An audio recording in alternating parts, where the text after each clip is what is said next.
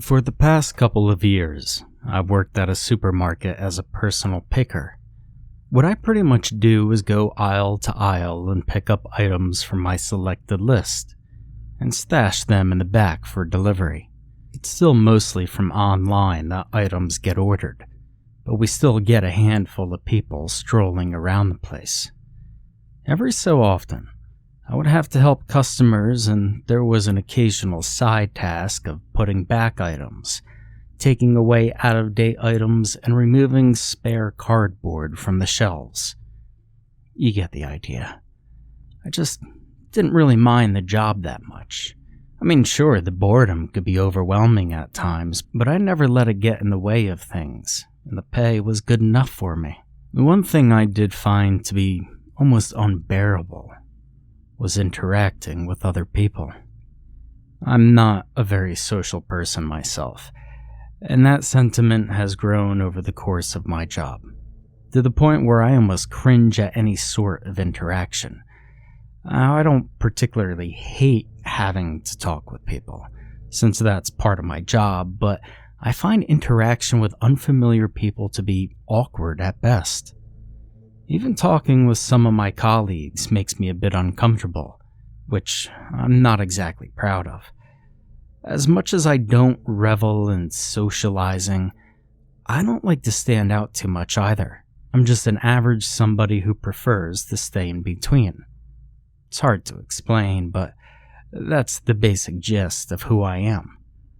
Up until a couple of weeks ago, my work was plain routine.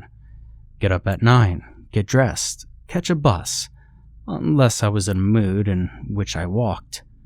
Clock in, work on the shop floor for the first half of my 9-hour shift, take a break, work off the last remaining hours, clock out and leave. Pretty mundane, right? Well, like I said, that changed when one of my colleagues started to avoid people. Now for this story, I'll refer to him as Ben, since I never really actually learned his name, not having interacted with him much.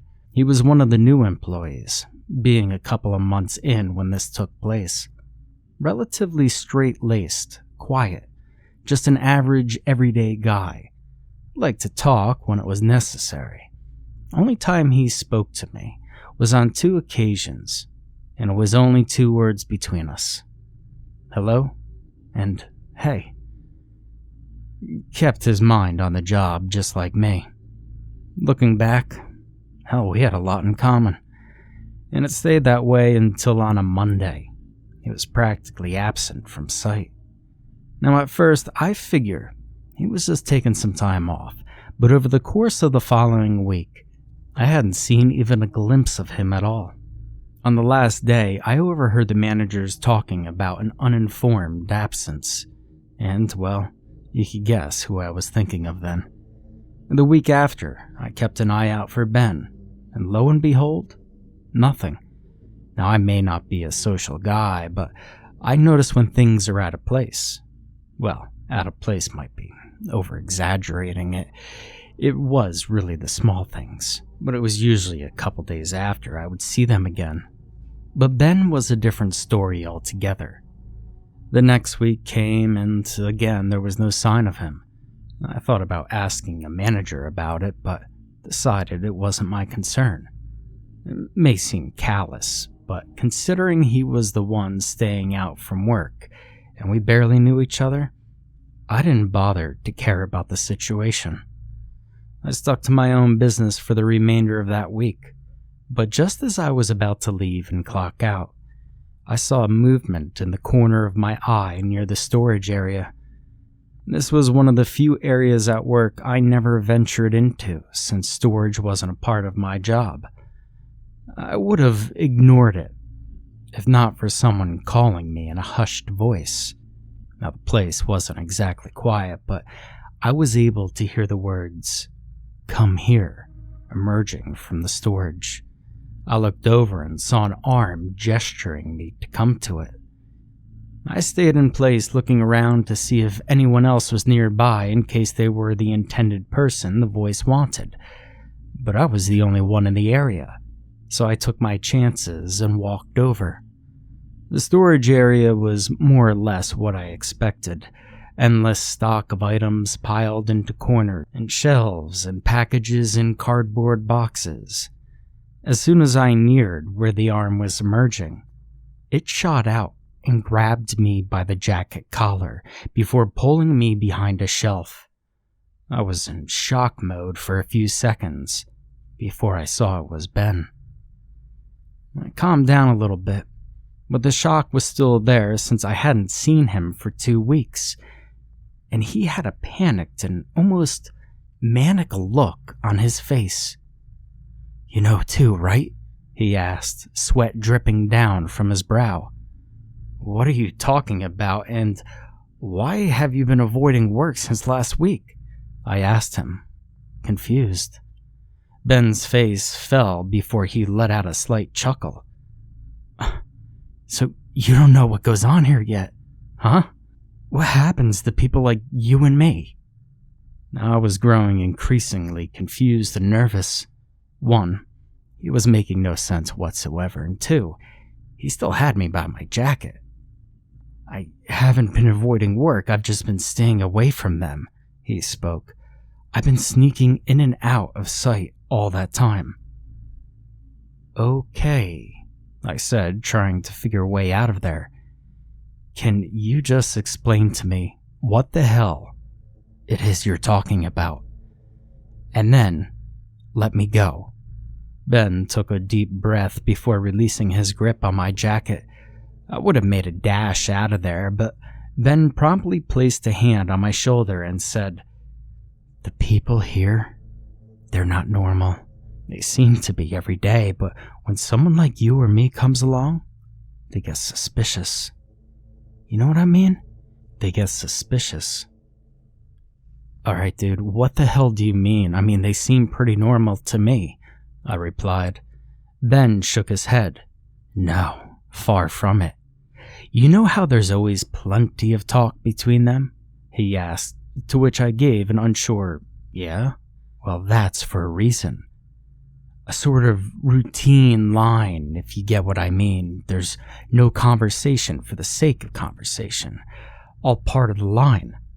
When someone decides not to engage, the line starts to shift, and the people in that line risk losing what makes the line steady."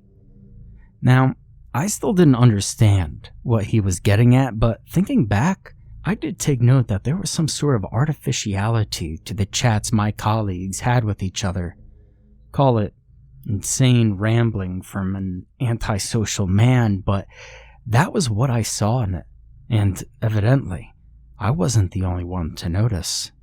Think of the workers as cattle, and chit-chat being the gruel they sustain. That cattle sustaining something far beyond our comprehension, Ben continued. "I know I'll never find out. I think they're on to me, and it's just a matter of time before I'm kicked off the line.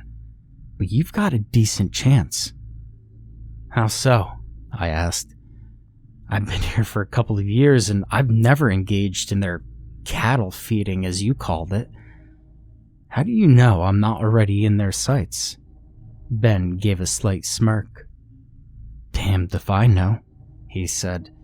"Maybe they're biding their time, or perhaps they need at least one person like you to keep something in line." "Like what?" I asked, a little agitated at his vague answers. "Think of it like a needle in a haystack. It just doesn't belong there, but it blends in nonetheless."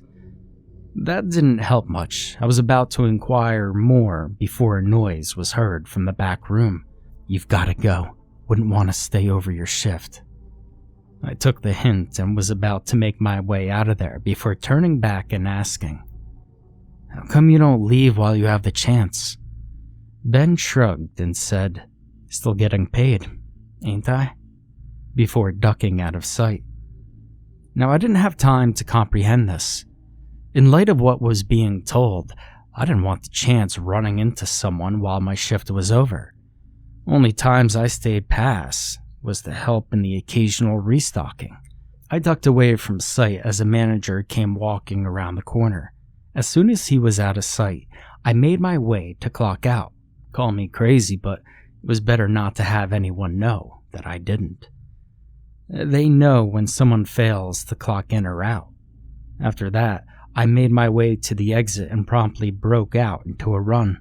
My heart was pounding and my lungs were burning by the time I made it home. I couldn't sleep that night.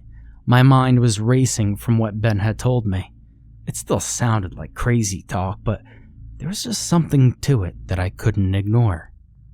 I'm not sure how to describe it, but it's something that was definitely out of the ordinary. I spent the day after trying to gather myself. Suffice to say, no such luck. My exhaustion from this, coupled with my lack of usual sleep, allowed me to slip out of consciousness pretty quickly. The dream I had that night was haunting, to say the least. I was at work in the empty storage room, only it was after dark and the lights were out. I could hear slight noises from various points of the room before a horrible silence filled it. Then I turned around, and I saw something reach out towards me, and I woke up with a jolt. When I woke up, it was 7:45 in the morning, at least nearly an hour before I had to go to work. I spent the initial time preparing my breakfast before contemplating what to do next. I considered calling in sick.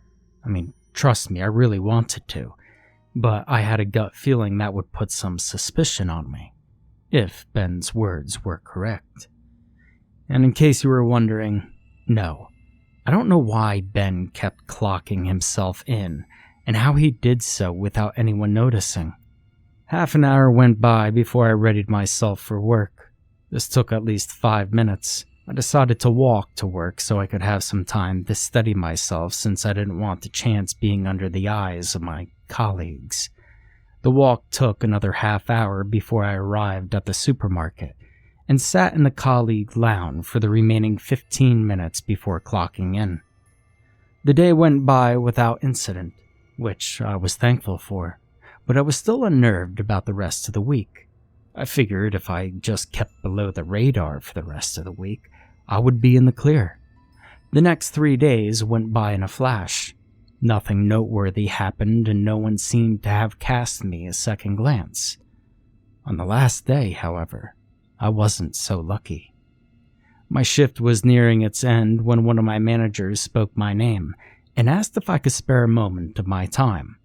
This wasn't too uncommon, so I said yes.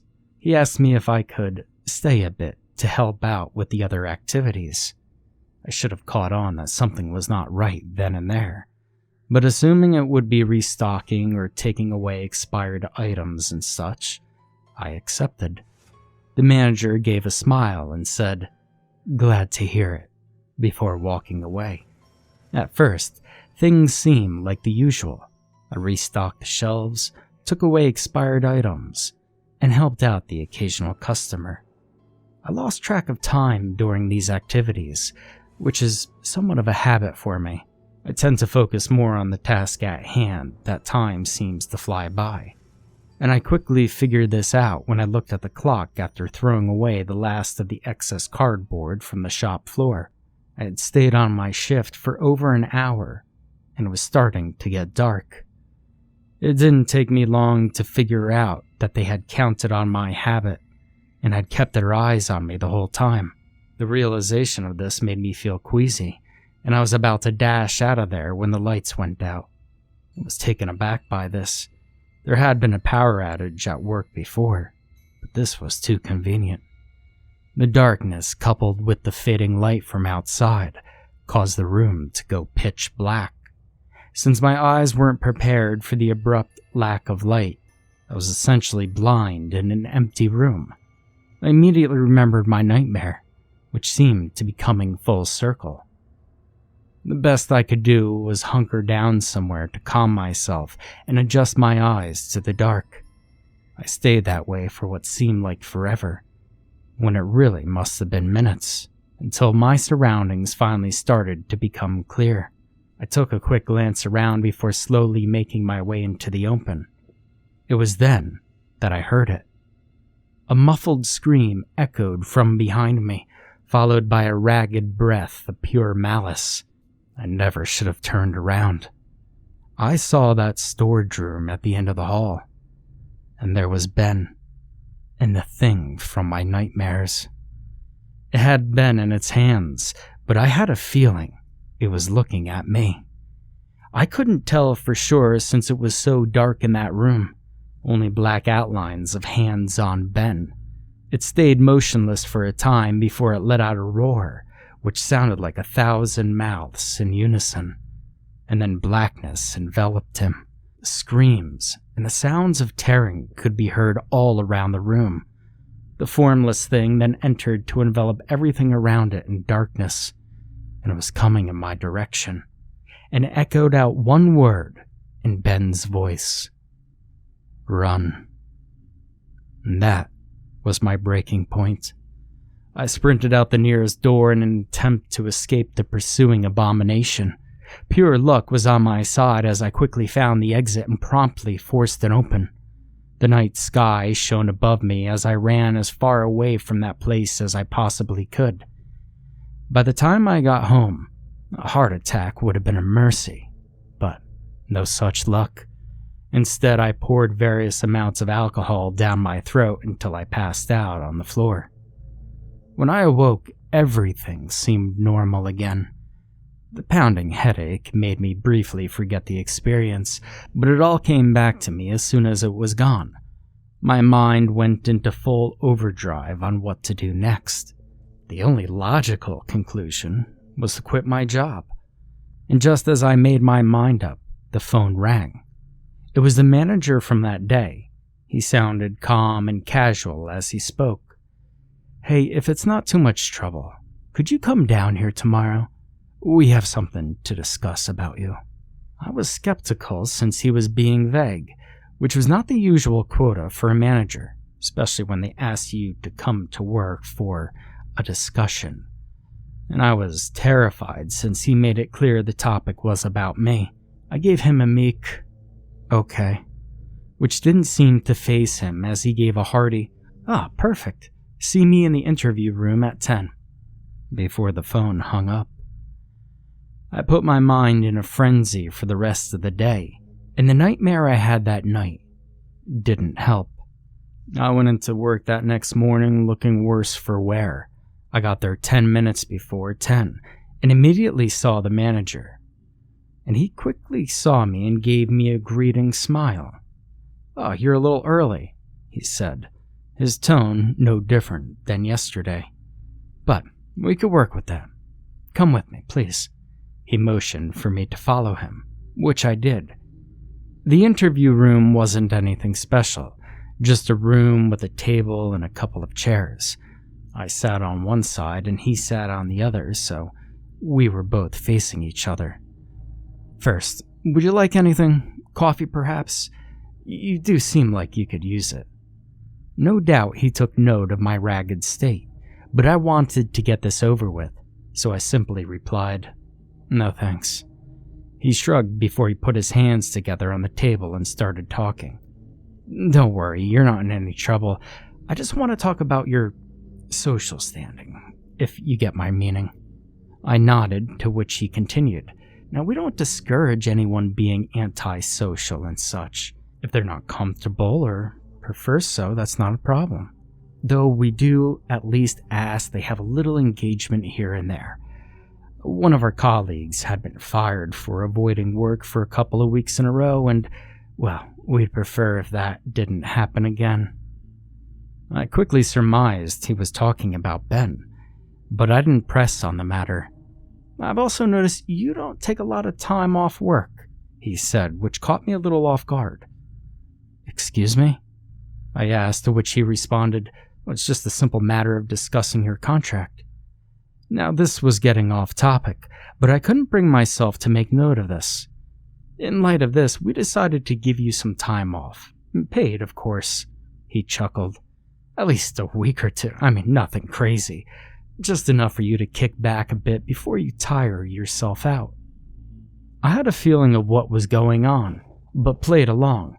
"Oh, and when you get back, do try to exchange some words between you and your colleagues, if only a few, just so that no one feels left out," he finished, that smile still on his face.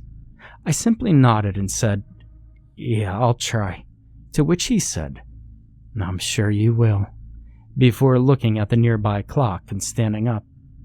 "Well, that's about all we have to discuss. You could be on your way now," was the last thing he said as he motioned for me to leave. All I could say was, "Thank you," before walking out that door. If you're looking for a straight answer to all of this, there really is none that I can give. Outside of what Ben told me, well, I know pretty much nothing about this line I'm stuck in. I don't know what part I'm playing in it. I don't know how it all works. I don't know what that thing is, and frankly, I don't want to. I decided to stay at my job, which may sound insane, but I don't think I have much of a choice in the matter. And Ben did say the line may need someone like me for something. For what purpose? Damned if I know. I don't question things now, and I don't keep to myself so much anymore. But after that night, the prospect of talking to the people I call colleagues, it still frightens me.